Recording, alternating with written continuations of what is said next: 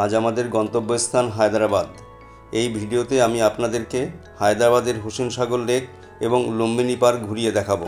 হায়দ্রাবাদ শহরের বুক চিরে চলতে চলতে আমাদের গন্তব্যে এসে পৌঁছাই।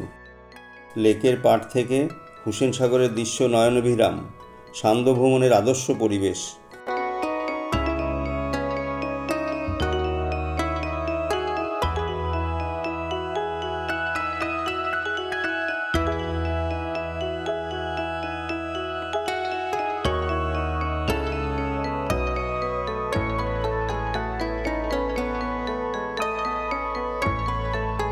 চলার পথে ডান দিকে চোখে পড়ল তেলেঙ্গানা স্টেট সেক্রেটারিয়েট।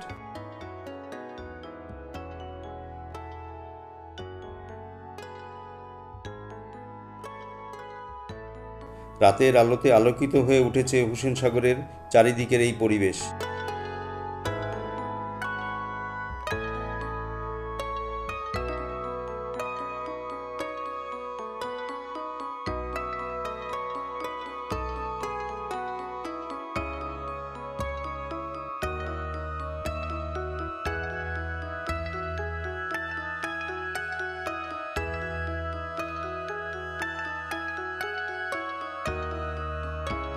কিছুক্ষণ সেখানের দৃশ্য উপভোগ করে গুটি গুটি পায়ে চললাম লুম্বিনী পার্কের দিকে।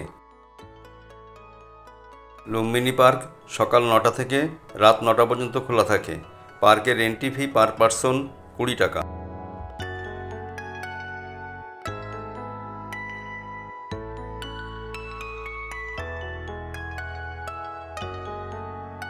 পার্কের ভিতরের দৃশ্য দেখতে দেখতে বোটিংয়ের উদ্দেশ্যে ঘাটের দিকে যেতে থাকি। 100 টাকা পার পারসন টিকিট কেটে রাতের হুসেন সাগর উপভোগ করার জন্য বোটে উঠে পড়ি।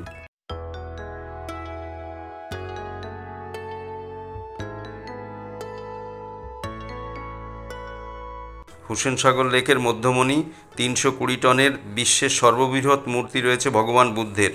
বোটে বসে বসেই বুদ্ধ স্ট্যাচুর বিভিন্ন রঙের প্রতিচ্ছবি রাতের অন্ধকারে দেখতে অপরূপ সুন্দর লাগছিল।